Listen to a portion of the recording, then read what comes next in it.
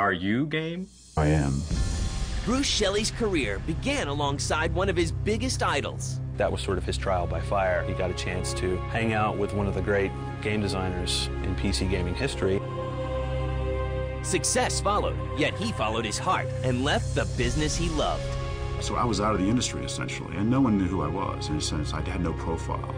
And an old acquaintance lured him back. And I told my wife, I said, I think he's going to start a game company. I said, go for it. An ensemble of talented people pegged their hopes on a challenging game based on history. I suppose it might have been too hard for the casual gamer. But the game earns the devotion of players almost from the start. The first game was one of those ideas that you kind of slap your forehead and go, why the hell didn't anybody else think of this? And the quiet game developer faced his fears. We did push Bruce into the role of the spokesperson, and it was because he was uncomfortable with that role that he's perfect for that role. He impressed others from the beginning. He's not a BS artist, and never has been. He was just a joy to work with. He was almost like my twin brother in a lot of ways. This is the story of the man behind the Age of Empires phenomenon. It's the compelling story of Bruce Shelley.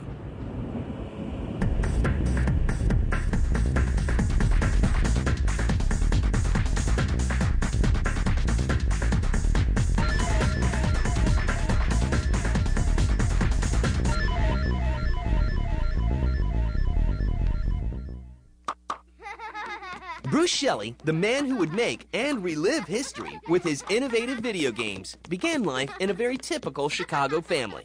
Both my parents were teachers, and my mother was a stay-at-home mom until my middle brother and I were old enough to walk to school on our own.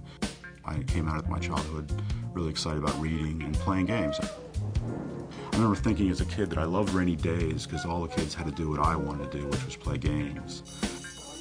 The brainy kid is also incredibly well-rounded. I played sports in college and at the high school level. I was a Boy Scout. I really enjoyed scouting, outdoors experience, the leadership opportunities, that was important. And then college fraternity life. I think by the time I got through those three experiences, I was pretty much who I am today. But all the pop flies in the world can't replace his love for games. I discovered that playing a good game was the most intellectually intense thing that I'd ever done. Bruce heads to grad school and hooks up with a couple of buddies who not only share his interests, but will help change the course of his life. We met at a war game club together where we played historical, and strategy games, board games, before the age of computer games. I just remember treating them with respect and taught them games and welcomed them as part of the community. It was all kinds of age groups and people at this club. He was always the center of attention. And I was just a kid from junior high school who came there to play games. And this college club gets Bruce one step closer to civilization. He'd just be sending his yellow pads just full of game notes, everything he thought, and into these game companies. So that's just basically my first memory of him. Actually, I helped start a company called Iron Crown Enterprises in Charlottesville, Virginia. There was friends of mine in a game club at the University of Virginia. I traveled to game shows and helped them sell their products. And we just all did it for free. And that job led to the next. Shelley lands one of his first real gigs as a professional board game designer with Avalon Hill in 1980. He finds success, but his creative side becomes restless. I was working for a board game company in Baltimore, Maryland, and one of my friends introduced me to a game called Pirates. People asked me what was the game that most influenced me getting into interactive gaming, and it was Pirates on the Commodore 64. The young game designer is so inspired, he makes a bold move. I thought it was an incredible game. It wasn't so much that I wanted to make that game myself. It was the fact that I wanted to work for a company that made products like that. I said, this is what the future of gaming is going to be. Shelley sets his sights on a job with MicroProse, the game company led by gaming genius Sid Meier. I lobbied for that job for like a year, and I finally I got that job and went to work for him. The young protege finds himself side by side with one of his idols. That was sort of his trial by fire. He got a chance to hang out with one of the great game designers in PC gaming history.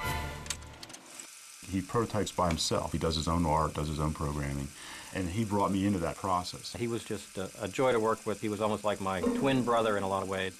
He gave me a lot of support, a lot of ideas. The games really wouldn't have been the same without him.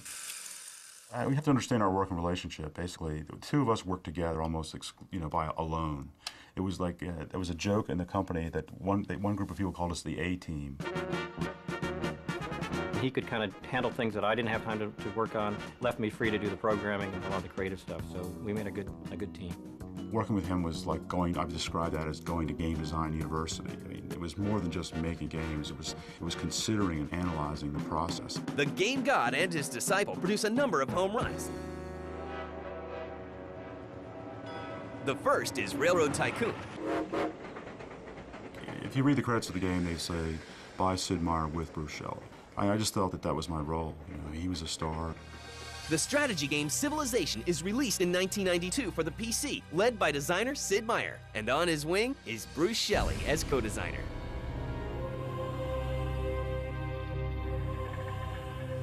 In the game, each player is given 6,000 years to turn a wandering tribe into a technologically developed society.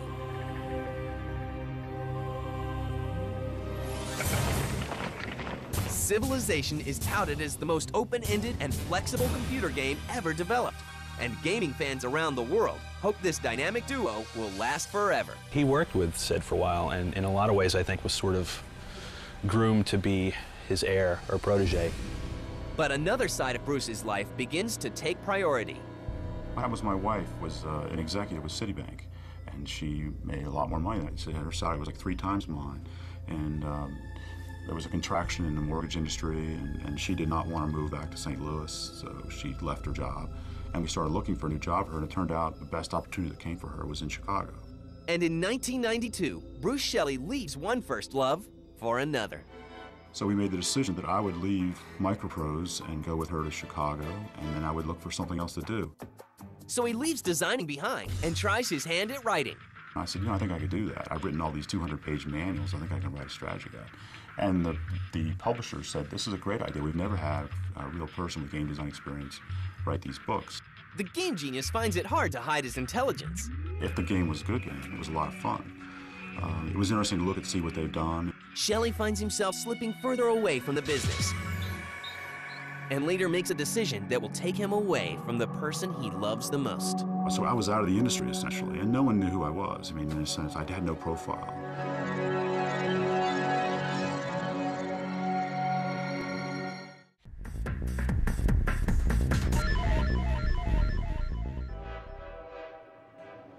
In 1994, Bruce Shelley, the co-creator of such hit games as Railroad Tycoon and Civilization, leaves his key job at MicroProse and Sid Meier behind. He follows his heart and his wife to a new life.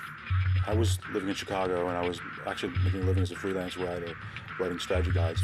And Tony Goodman is all grown up and ready to play. He had started a business consulting firm in Dallas, never given up the idea of someday having a game company. And he started calling me up when I was in Chicago, and we'd have these 2-hour phone conversations about, well, how do you make computer games? And I told my wife, I said, I think he's going to start a game company. And he did offer me an opportunity. He says, do you want to come and join us? She goes, well, this is crazy, the game business and this kid, who's going to want to start a company? This doesn't make any sense. Well, he knew Tony Goodman when Tony was in junior high. So when Tony got together some people, I said, go for it. But she got on board with it. So in January of 1995, Bruce Shelley accepts Tony Goodman's offer and joins the new company, sliding into the position of senior designer and co-founder. Bruce isn't only half the brain behind launching the company, he also spends time developing a new mythology department. The company name is Ensemble Studios. It's a nod to the way the group makes their games together as one big happy family. We didn't have one Sid Meier. We had half a dozen guys who together brought the skills together that he had in one person. So we had to come up with a way to use 6 people to do what he had done as one person. Joining the cast at Ensemble in Dallas means leaving his wife behind in Chicago, but not for good. I go to Dallas at least once a month. A lot of the things I do, a lot of the writing and catch up on the game and do the team building things we do the play testing. And then I can also get quiet time away from all these meetings and, do my own work at home. Everything about working with Bruce has just clicked from day one. I think he's amazing, the things that he does that I would never consider. Early on, we had no money. He was spending it. Very interested in marketing and the whole idea of get our face out there. And the boys become inspired to create a new game. Bruce really liked the idea of doing a game about civilization. That's a topic that he had taken on before. But we wanted to do something in real time, which, as opposed to doing turn-based games. We had examined all the other games in our space, and what were they doing well, what was the bar that they had set, and where were the opportunities they left for us. There was lots of conversations about it. I said, let's show what the history of Greece was about. We had Jason the Argonauts and the Trojan War and things like that. A lot of people thought, well, historical games will never make it. Who's interested in history? If they wanted to learn history, they'd be at school, and things like that. And how would you describe this new real-time strategy game? You're in the Stone Age, and the whole world is dark, it's mysterious, you have very little knowledge of what's happening in the world, and you have a small little village and a couple of people, and your goal is to turn this little tiny star into the first great civilization on Earth. And the name of the game is revealed. I know it went through several name iterations. It was The Rise of Man, and it was called Tribe. Age of Empires was the name that ultimately it shipped under, and that's sort of stuck. Age of Empires, Ensemble Studios' first game, is released by Microsoft in 1997. Both gamers and critics are ecstatic.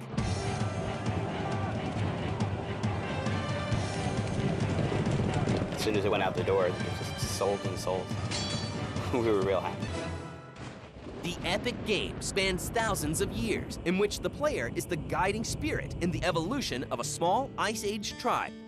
He's taken the real-time strategy model that was popularized by Command & Conquer and Warcraft and games of that nature.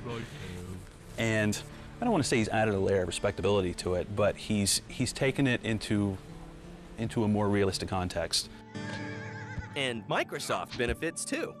After Age of Empires came out, people started to take Microsoft seriously as a gaming company. The game can be played in 2 to 3 hours, rather than the week or so required to finish a game of Civilization, and up to 8 computers can be linked up to play. The artificial intelligence has been incorporated to ensure playing against the computer is also a bit of a challenge. Microsoft claims it's selling the game faster than they can ship it. Even though it's a game that takes hours and hours to play it each time, it did pick up a pretty huge casual audience and a pretty big female audience that we weren't expecting. Age of Empires, the first game, was one of those ideas that you kind of slap your forehead and go, why the hell didn't anybody else think of this? You take real-time strategy, which is the hot vogue, and you give it historical context. Age of Empires receives numerous awards, and by June 1998, Microsoft has shipped more than 1 million copies worldwide. And later that year, Age of Empires: The Rise of Rome, an expansion pack to the award-winning strategy game, is released. I think we felt it was demanding, and we worked hard in our follow-up games to make it easier for people. So, I mean, we recognized that it wasn't perfect. We said, oh, how can we top that? And so we said, well, what's a bigger historical topic than ancients? And we said, well, medieval, that's the biggest topic. Let's do a game about knights, kings, and castles. In the fall of 1999, Age of Empires 2: The Age of Kings is released, along with vast improvements from the first game. 2 spans 1,000 years, from the fall of Rome to the Middle Ages. We need a mangonel ram to get through these walls. Look out! A battle rages ahead. Stay back! Bruce rips out the first game's AI engine and rewrites it. And what's the gameplay like in this one? I think Age of Empires 2, The Age of Kings, is as close to perfect as we've ever gotten. I mean, our challenge is to make a game that good again someday. I mean, it all came together in that game. The art was improved significantly. He sort of had less of a Legoland approach, or look to the game in more of a realistic scale and depth. And the crew from Ensemble does it again. The original AoE was a success, but it was actually AoE 2 that became a monster hit. That's where the series really took off. It was then that I first saw the girl. It wasn't an accident that we put a woman in the game, you know, as a character. Her name was Jean. Because, you know, we found out that women liked playing Age. So now there was a hero who was a female, who they could follow the career of this woman in our game. Bonjour, Jean. My colleague and I will escort you to the Chateau of the Dauphin, or else we will die trying. And it wasn't an accident that there was a French character and a German character. They were our 2 biggest international markets. And in the spring of 2001, Microsoft acquires Ensemble Studios.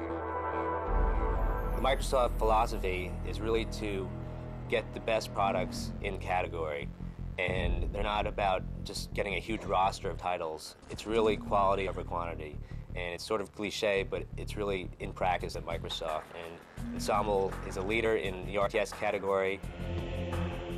By the end of 2000, Age of Empires 2, The Age of Kings, is #1 on the holiday sales charts worldwide. And the expansion pack, Age of Conquerors, is also flying off shelves. But it's what Bruce Shelley and the group at Ensemble decide to do next that stuns fans.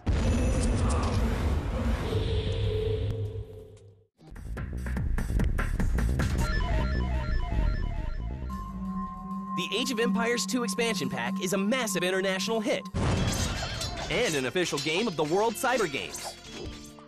And the quiet man who helped create a phenomenon sees his PR role expanding rapidly. We did push Bruce into the role of the spokesperson, and it was because he was uncomfortable with that role that he's perfect for that role. I think the first thing he has is just sort of unquestionable credibility. He's extremely popular across the world, and all the subsidiaries from Microsoft are always asking for him to come on the road and demonstrate and show the product for them. It's turned out to be a real asset for the product, for the industry, for Ensemble, and for Microsoft. He's not a BS artist, and never has been. He's a very straightforward individual. He'll tell you what he thinks, and he's tactful about it, but you get the straight boot. You know, I happen to be a huge fan of the Age of Empires series, and Bruce will be the first one to say they're not my games. It takes a whole team, you know, and he is always careful to comment on that. We talk about that all the time. No one succeeds by themselves. No matter what it is they do, and it takes a whole team to make something good, and a tremendous team to deliver something this tremendous. But for Bruce Shelley and his team, creating something truly historical would require making a drastic change. We felt that we really had to do something a little different. We see it as like a fork from the Age franchise, not necessarily a linear follow-up. We worked on it for 3 years straight. This is the longest project we ever worked on. It's far more ambitious than anything we've ever done. So what will this new game be about? We wanted to rejuvenate the franchise, so we came up with the idea of doing fantasy. Everybody's doing fantasy games, so and we came up with the idea of mythology.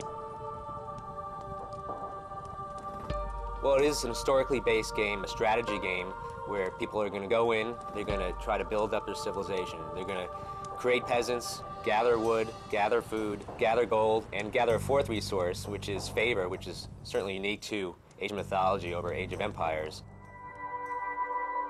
Age of Mythology is Ensemble's most ambitious and perhaps enchanting game ever. There's a hero, Arcantos, and he's an admiral or a great hero from Atlantis, and he's called upon ostensibly to help out in the Trojan War on behalf of his Greek friends. While he's on his way there and gets involved there, he encounters some really unusual things.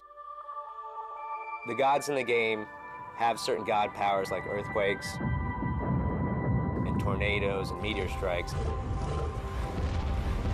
And those are very offensive weapons. There are also defensive ones or economical ones like rain. And based on your civilization, you'll also have access to different mythological creatures.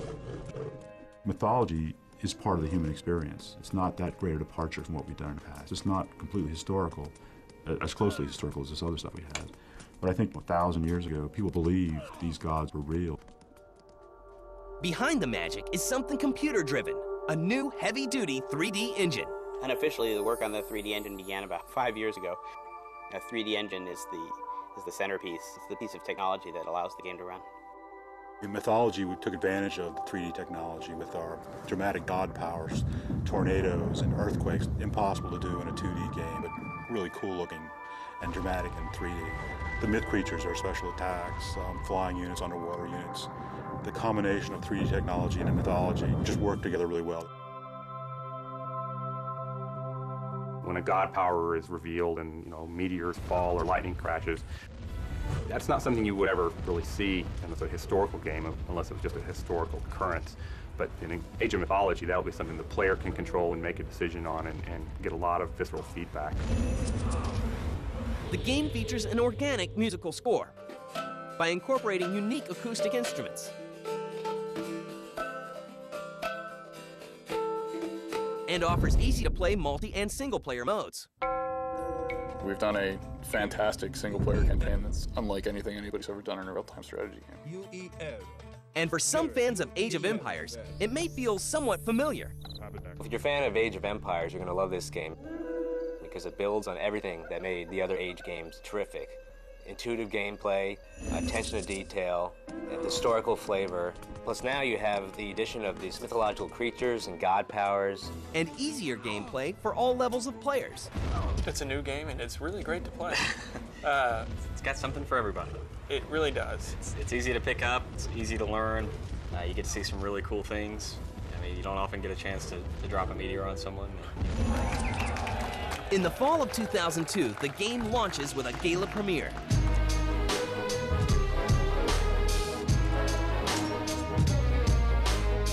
And the woman who was there from the very beginning makes an appearance. Well, I think it's really great. I think everybody worked so hard for this. I think they deserve this celebration. And that, of course, includes Mr. Bruce Shelley. Bruce Shelley is really an incredible person because of the way that he looks at very simple means to deliver more exciting experiences. He approaches games as a gamer. He plays a lot of games, and so he's able to sort of relate to the gamer on a level that I think some game designers can't. Bruce Shelley's the kind of individual who wants to, just wake up every day and say, what can I do today to be the best person for this company? Bruce is your best friend, basically. He's someone who's supportive, who doesn't have a negative thing to say. He commands the respect of his peers, and it has earned it. Bruce accomplished anything that he tries. I've been able to do the kind of thing I've loved to do my whole life, and it's turned into a really good thing.